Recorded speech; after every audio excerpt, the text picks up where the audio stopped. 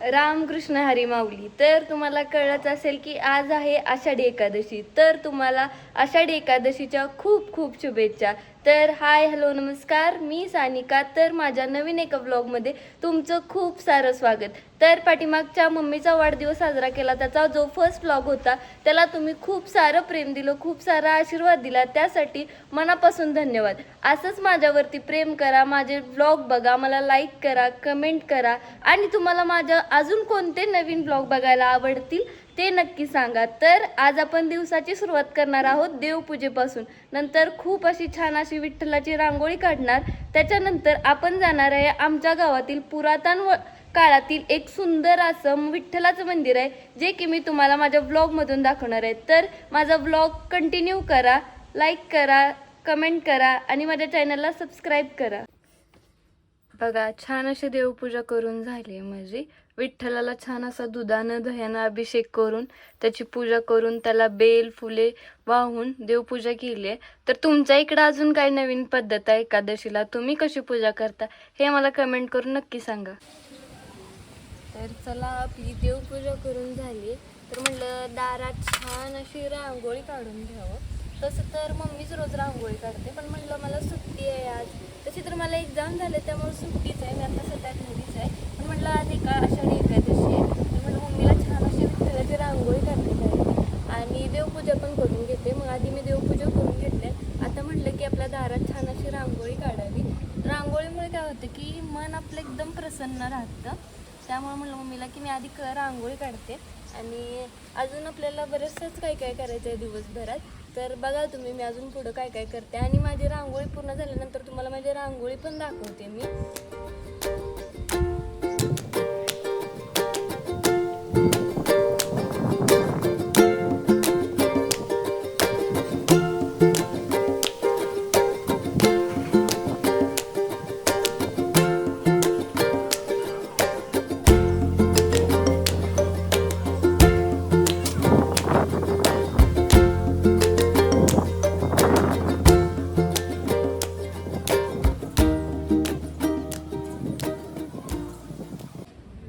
तर आपली रांगोळी काढून झाली. तर एवढी काय प्रॅक्टिस नाही, खूप दिवसातून आज रांगोळी काढली आहे, त्यामुळं तरी पण बघा माझी छोटीशी रांगोळी तुम्हाला कशी वाटली आणि नक्की सांगा मला. रामकृष्ण हरी माऊली. तर काय झालं, रांगोळी काढली. रांगोळी काढल्यानंतर मला पुढचं शूट घ्यायचं होतं, पण अचानक घरी पाहुणे आले आणि ते खूप वेळ बसले आणि त्याच्यामध्ये मी विसरून गेले की मला नेक्स्ट क्लिप कंटिन्यू करायची आहे. आणि घरामध्ये थोडीशी पॅकिंग पण चालू आहे. ती पॅकिंग कशाची चालू आहे, काय चालू आहे हे पण मी तुम्हाला नक्की सांगेन माझ्या नेक्स्ट व्लॉगमध्ये. तर मी सकाळी म्हणले होते तुम्हाला की आमच्या गावामध्ये एक पुरातन विठ्ठलाचं मंदिर आहे. तर मी आता तिथे पूजा करायला आल्या. विठ्ठलाच्या मंदिरासोबतच आमच्या या मठामध्ये महादेवाचं मंदिर आहे आणि जिथे की स्वयंभू पिंड आहे. आणि त्याच्यानंतर मोहनदास महाराजांचं मंदिर, त्याच्यानंतर हनुमानाचं मंदिर, हे सगळं पण इथे एकाच ठिकाणी आहे. तर विठ्ठलाची पूजा आधी करून घेऊ, नंतर आपण महादेवाच्या मंदिरात जाऊ.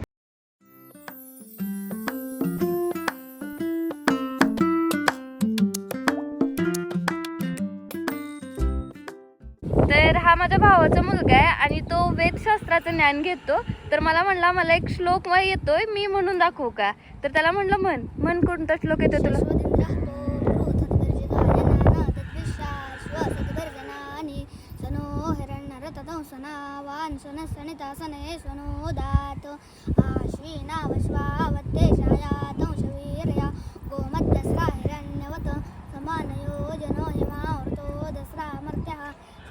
तर बघा, हा अगदी 10 वर्षाचा आहे आणि जे श्लोक आपल्याला उच्चार पण करता येत नाहीत तो अगदी क्लिअर पद्धतीने बोलू शकतो. म्हणजे आजकालच्या मुलांची बुद्धी किती चालाक आहे हे आपल्याला दिसून येते. तर बाळा असाच खूप मोठा हो, तुझं खूप खूप अभिनंदन. आपण आधी विठ्ठलाची पूजा करून घेऊया. तर तुम्हाला दिसत असेल या मंदिराची रचना बघा किती जुनी आहे. म्हणजे याला किती वर्ष झालेत हे मला खरंच नाही माहिती, पण ह्याची रचना बघून तर वाटते की असं माझ्या आजोबांच्या पण आधीच्या लोकांपासून हे मंदिर असेल. आणि याच्यातच जाताना म्हणजे बहुतांश मंदिराचे दरवाजे खूप मोठे असतात, पण हे मंदिराचा दरवाजा बघा किती छोटा आहे. म्हणजे आपण असं अगदी देवापुढं जाताना सुद्धा नतमस्तक होऊन जाऊ शकतो. आत्या माझ्या पूजा करायला तर त्यांनी मला एक आत्ता म्हणजे मला हे माहीतच नव्हतं की एकादशी दिवशी विठ्ठलाचे पाय दाबतात. तर का तर तो युगे विठेवर उभा आहे ना, मग जर आपण त्याचे पाय दाबले तर आपली पूजा पण सार्थ होते आणि ती पूजा मान्य केली जाते असं त्यांचं म्हणणं होतं. तर माझ्या मम्मीनं मला छान असं ताट बनवून दिलंय बघा. त्याच्यामध्ये बेल, तुळशीपत्र, देवासाठी फुले, पंचामृत, त्याच्यानंतर देवाला दाखवायला नैवेद्य म्हणून मम्मीने साखर सुद्धा दिली आहे मला, तुपाची आरती, हे सगळं ताट मला माझ्या मम्मीने बनवून दिले. तर तेच ताट घेऊन मी देवाला आली. तर आता आपण महादेवाच्या पूजेला जाणार आहे. तर आमच्या गावामध्ये इथं एक महादेवाचं मंदिर आहे आणि याच्यात अगदीच समोर एक महादेवाचं मंदिर आहे. दोन्हीही पिंड स्वयंभू आहेत. ही जी पिंड आहे तर यामध्ये शंकर आणि पार्वती दोघे आहेत आणि तिकडे जे आहे त्यांना नागनाथ असं म्हटलं जातं. त्यांची पण खूप मोठी कहाणी मी तुम्हाला माझ्या एखाद्या ब्लॉगमध्ये नक्की सांगेन. तर चला आपण आधी ह्या महादेवाची पूजा करून घेऊया, नंतर त्या महादेवाच्या पूजेला जाऊया.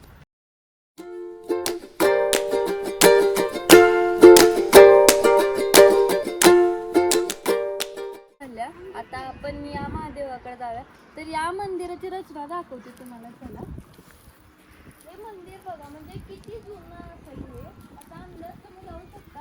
पूर्णपणे ह्याचं दगडी बांधकाम आहे आणि ह्यातील जी पिंड आहे ती सुद्धा स्वयंभू आहे आणि ह्याला नागनाथ असं पण म्हणतात.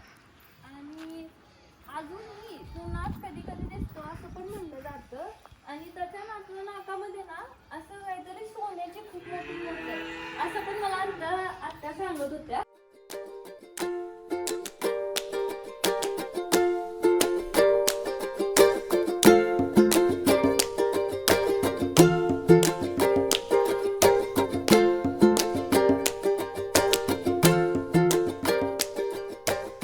तर बघा, मगाशीपासून मी तुम्हाला म्हणत होते की जी प्राचीन काळातील पिंड हीच ती पिंड आहे जी की स्वयंभू आहे. आणि इथे बघा, आपण मगाशी तुम्हाला पिंड दाखवली त्यामध्ये शंकर पार्वती दोन्ही आहेत, पण इथं जे की आहेत ते फक्त एकटेच नागराज आहेत. त्यांना नागनाथाचं मंदिर असं पण म्हटलं जातं. तर चला, सगळ्या देवांची पूजा करून झाल्या. विठ्ठलाची झाली, महादेवाची झाली. तर माझ्या पाठीमागे आहे ते मोहनदास महाराजांचं मंदिर आहे, जे की त्या मंदिराचा खूप मोठा इतिहास आहे. मी तुम्हाला नंतर कधी तर सांगेनच ते एखाद्या ब्लॉगमध्ये. नंतर इकडं मारुतीरायाचं मंदिर आहे. मारुतीरायाचं पण दर्शन घेतलं, मोहनदास महाराजांचं पण दर्शन घेतलं. तर तुम्हाला आमच्या गावातील हे प्राचीन काळातील मंदिर किंवा आमच्या गावातील ती पिंड कशी वाटली, तर ह्या पिंडीमधून अगदी पंढरपूरला जायला म्हणजे त्या पिंडीच्या खाली काहीतरी गुहा का काहीतरी आहे, तिथून डायरेक्ट पंढरपूरला रस्ता निघतो. म्हणजे आत्तापर्यंत कुणी अनुभव घेतला नाही, पण आहे असं मी ऐकलंय. म्हणजे माझ्या पप्पांनी मला ती स्टोरी सांगितली होती, त्यामुळे मला ते माहिती आहे की याच्याकडून डायरेक्ट पंढरपूरला रस्ता निघतो. तर असं सुंदर असं आमच्या गावातील हा मठ आहे की जे की आमच्या पूर्ण गावातील लोकांचं प्रेरणास्थान आहे. की तर सगळे म्हणजे असं कोणताही उत्सव असू द्या, म्हणजे गोकुळाष्टमी असू द्या, नंतर आषाढी एकादशी असू द्या, खूप आनंदात साजरी केली जाते आणि खूप मोठ्या प्रमाणात लोक इथे येतात.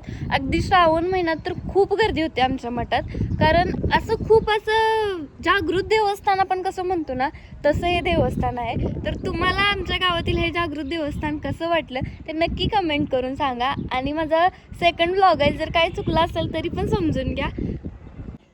पूजा करून आल्यानंतर फ्रेश झाल्यानंतर चेंज केल्यानंतर मम्मीनं छान असं फराळाचं बनवलं होतं. तर सकाळपासून सगळे दही खिचडी खाऊन कंटाळले होते, म्हणून मम्मी म्हटली की आपण आज असं नवीन काय तर बाहेरचं आणून खाऊया. तर मी तुम्हाला दाखवते की आज आमच्यात फराळाला संध्याकाळी काय काय बनवले. हे आहे मम्मीने बनवलेलं फराळाचं ताट. तर याच्यामध्ये शेंगदाण्याचे लाडू आहेत, राजगिऱ्याचे लाडू, शेंगदाण्याची चक्की, बटाट्याचे चिप्स, बटाट्याचं चिलीमिली, खजूर, त्याच्यानंतर बटाट्याचा चिवडा आणि घरी बनवलेलं छान असं तूप घालून केळाचं शिकरण. तर असा आहे आजच्या संध्याकाळचा फराळ. तर तुम्ही पण या सगळे फराळ करायला. आणि तुम्ही आज आषाढी एकादशीचं काय काय फराळ बनवला हे पण मला कमेंट करून नक्की सांगा. तर आजचा व्लॉग मी इथंच संपवते. Good night, bye.